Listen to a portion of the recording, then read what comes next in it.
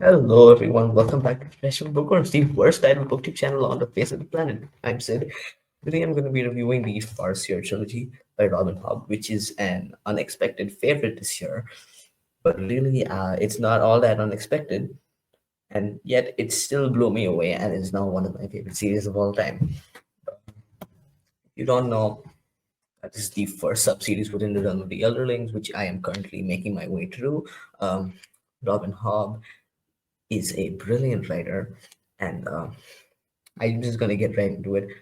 First of all, one of the first things you're going to hear when Robin Hobb or just the Elderlings in general is brought up is the character work, and that's for very good reason, as I have learned over the past couple couple of months reading this trilogy, because every single character in this trilogy, every single main character or character who gets a lot of focus in this trilogy is absolutely brilliantly written, and especially our perspective character who is fictionally Farseer. Um, basically, this series starts when our main character is 6 years old and follows him up until his late teenage years.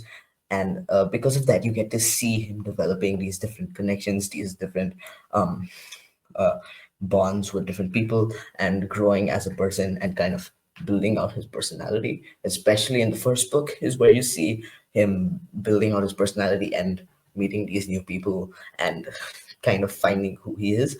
And the rest of the series continues on that, but that is mainly the first book.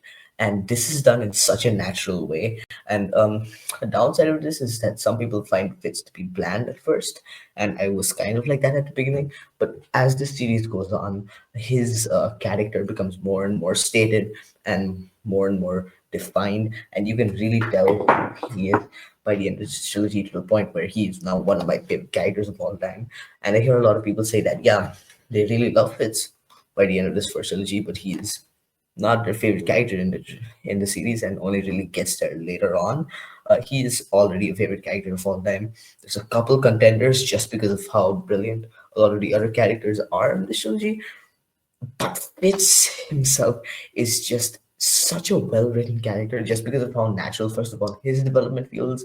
Uh, and another thing that I'll get to later is just how well his dynamics with everyone around him is written. Like, um, you see how that shapes him, and you see all of these different bonds. And part of like the emotional linchpin of the series is those dynamics between these different characters, the relationships that Robin Hobb is able to build between them, and maybe even better than just her individual character work.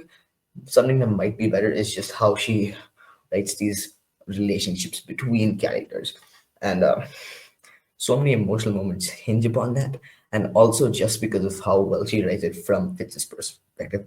Um, and as I speak about that, as natural as Fitz's development is, what's might be even more impressive is how she develops the side characters in the series, because obviously this is a first person story, and because of that you get everything directly from how Fitz in the future and in the past views what is happening to him, what's happening around him, and because of that you never do go into any other characters' heads. But even with that, the way that she is able to build up these characters and kind of give you a sense of who they are and give you some really emotional and poignant moments. Some of the most emotional moments in this series come from characters who are not Fits, and just because of how connected you are to them, both through Fits and just as a person themselves, how well written that is. It's just brilliant to see how well she can write it. And just I can and apparently this is like the series in which the, her character writing is the weakest, in which case I can see why other people call her like the best character writer of all time, and I can see that coming true for me. So yeah, I really love all of the character dynamics in the series, and from there we're going to move into something that I don't talk about usually in a lot of my reviews because it's not usually something that stands out to me in a lot of books, and something that I don't feel the need to talk about for a lot of books. But for this specific series, I think this aspect is just so brilliantly done. and such an integral part of my enjoyment of the series and just Hobbs' works as a whole that I kind of have to talk about it, and that is prose. And this might just be like the most immersive writing style I've ever read. It is so easy to get into, and yet it retains an amount of simplicity to it, but it is beautiful within that simplicity. And that aspect of it is just so ridiculously well written that she is able to create a specific kind of feel to both the setting of the series and the emotions that Fitz is going through, his reminiscence of the past, and everything about it just has a specific feel to it that you can't get out of your head. Because when I think about the series, the exact emotions that were evoked in me while reading it, even when nothing is happening, and there's a lot of stretches where nothing's happening in these books, and yet the way that she creates an atmosphere, the way that she creates a specific kind of feel through her writing style in the series, um, really kind of helps carry forward through that, and lends a specific amount of emotionality to scenes where again nothing is really happening. And uh, this is my favorite of first. I really don't usually love first person. The only other series where I would prefer if the author wrote in first person than third person is Rick Riordan, Rick Riordan stuff. And like the gap between how much I like Rick Riordan's writing style in first person and how much I like Robin Hobb's first person writing style is just immense. Uh, she is able to utilize the first person in such a way that makes it feel so natural, in a way that a lot of other first person stories really don't hit for me. And it also lends an amount of like attachment to the character of Fitz, and it's the best use of this kind of writing style that I've ever seen done. And because of that, I just can't wait. As much as I am enjoying the live ship traders, I also just can't wait to get back to Fitz's story in the Ronnie Man trilogy. Just because, first of all, how much I love Fitz and his cast of characters, and also because of how much I like the writing style of Fitz's books. Because as much as I love Ship of Magic and its writing style as well, I just prefer Fitz's on a level that is kind of personal to Fitz, and that amount of connection that she's able to build to Fitz through that writing style is really staggering. And yeah, that's all I really have to say about the writing style. After that, we'll get into the plot. Uh, this might be for some people like the weakest aspect of the book. It might be the weakest for me, but that doesn't mean it's bad, because I don't think very much in these books are bad at all. Because these might be some of the slowest books I've ever. No, these are some of the slowest books I've ever read. Specifically, the first book. What I didn't expect is like the most like a good chunk of the first book is not very dialogue heavy at all, and it's really just Fitz going through these events in his life and summarizing what happened, his emotions, and I feel like. And that was a bit jarring to me at first, but as I kept going with the series more and more, I really enjoyed it. And by the end of just the first book alone, I realized why she had done it and how amazing it was done. Because again, as a lot of this other stuff does, it is there to service the characters. Because in the end, most of the things that are there with this trilogy are there to help further the characters, because that is really the what this series kind of hinges on, and for good reason, because as I've said, she's very good at writing characters. So while this can be slow at times, it again helps lend an amount of attachment to the characters as you see them go through these daily emotions, and level of comfort sometimes as well. And what I haven't spoken about this yet, but what this series does really well is just hit it out of the park on every single aspect of the emotional range, like multiple times in one book, one chapter, one scene, even. It just almost every single corner of every single emotion has been touched on by the series and has done that to its just absolute max. It feels like every single chapter I leave with some kind of intense emotion involving me, partly because of the writing style, because of the characters, and I can't really say that for many other series, because that's just something I absolutely love about this series. And it's again, even though those moments where nothing is happening, it feels intensely emotional in a way that I can't really put into words. So yeah, and like I feel like, especially the third book, people criticize for being very slow moving. But for some reason, I can't just like it. Just makes me love them more, and I feel like it's the exact kind of pace that it should be, and that this story needs. So that's why I really love the plotting of this series, and the third book, and there are two kind of major plots going on in this series, and they're not really the main focus as you watch them, but they are very clearly developing in the background and many a time in the foreground. And I think the way that that is done also is very well handled. So that's what I'll say about that. Outside of that, then from there, I'll go into like a book by book breakdown of everything in the series. Not a, it's going to be spoiler free still, of course. Assassin's Apprentice is my least favorite book by Hobb so far. It's the only Hobb book out of the four I've read that I would give below a four, below a 5 star. It's a 4 star book, and for a couple of reasons. It's just because every other book in the series has hit it out of the park again on with the emotional aspect of it, and also it's just I think it's like I already really loved Assassin's Apprentice. The amount that I love Royal Assassin and Assassin's Quest more is staggering.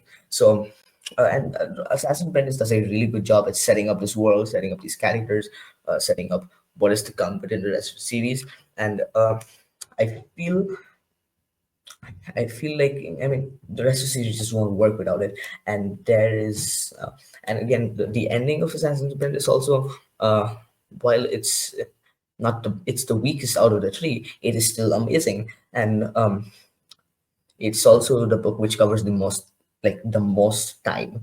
It goes from when he's 6 to like when he's 14 or 15 or something, and that's a big time span to cover. But she does it in a way that again feels very natural, and she allots a very specific amount of time to each and every section of what happens in Assassin's Apprentice. So even though it's the shortest book in the series, it does cover the most amount of time. But again, she does a very good job of making it feel natural, and that's what I love about it.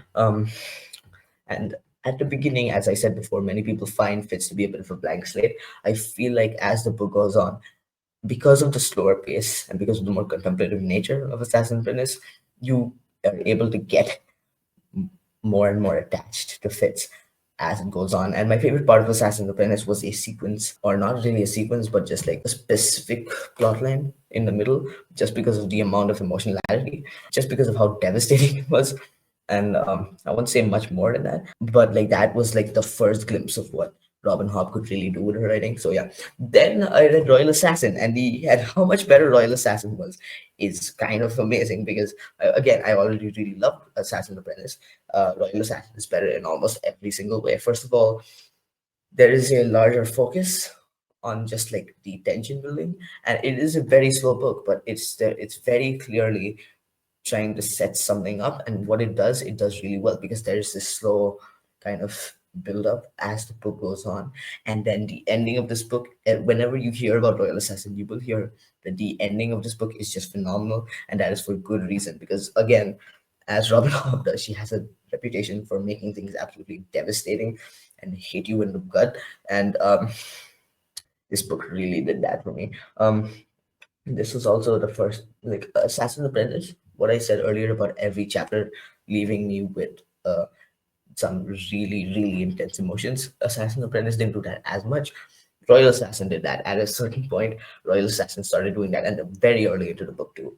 And this is where I really started noticing like just how well written all of these characters were, and because of that, the character dynamics just got even stronger. And the character dynamic got even stronger and more emotions were evoked by those characters, and because of that it's just an absolute brilliant ride from beginning to end, and that's why I love it, and it really solidified the series as one of my favorites. Then we move on to Assassin's Quest, and Assassin's Quest is a bit more divisive as far as I can tell, partly because of its slower pace, partly because of some other reasons, and I didn't really feel the slower pace.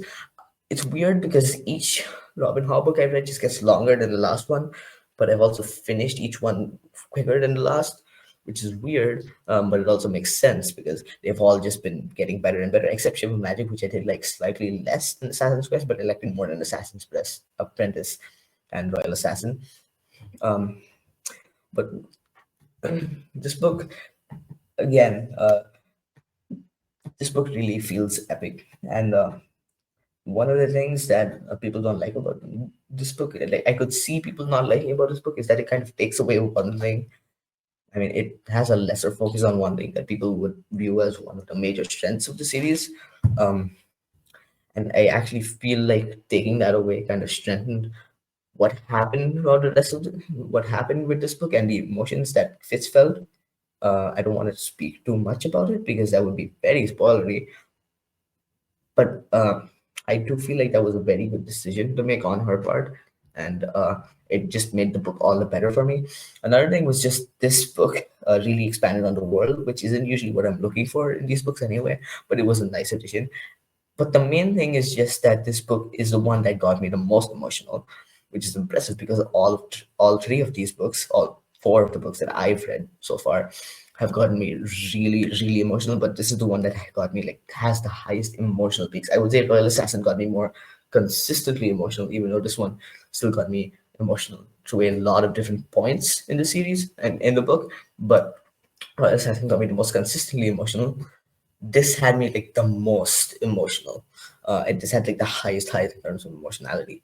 And because of a lot of various things with the ending, specifically some things that wrapped up Fitz's character arc within this trilogy and sets up stuff to come in the later series, and a lot of the character moments with side characters that were just absolutely powerful and just ridiculously well written, and so much, and just the absolute barrage of things that happens towards the end. And I just can't help but love this book to bits. It is my favorite book of the year so far. I just can't wait to keep reading Robin Hobb. So yeah, that's my review for the Farseer trilogy. I have loved the series from beginning to end. I can't wait to keep reading with all the others. My goal is to like um, document like my entire journey through the series because that'll be the first series where I do it. Malazan is going to be the second series I do that for. I'm currently reading Malazan as well. I'm on Dead House Gates, so I'm going to be going through each book and documenting my experience with that. But Done with the Other Things is the first so far, and that that's amazing because I have this is so good, and it I cannot see it not being in my top three series of all time by the time I'm done with it, or even by the time I'm done with the second trilogy. So yeah, Robin Hobb is already one of my favorite authors of all time, and I, if you haven't yet, you should definitely read the series. If especially if it sounds like it's something you would enjoy. So yeah, uh, go read, go start with Assassin's Apprentice. It is a great book. Even if you don't like Assassin's Apprentice all too much, I would still recommend going on to Royal Assassin. If you don't like Royal Assassin halfway through, I tell you to just stop. But uh, it's really something special, and I feel like everyone should experience it. So, well, thanks for watching. See you later.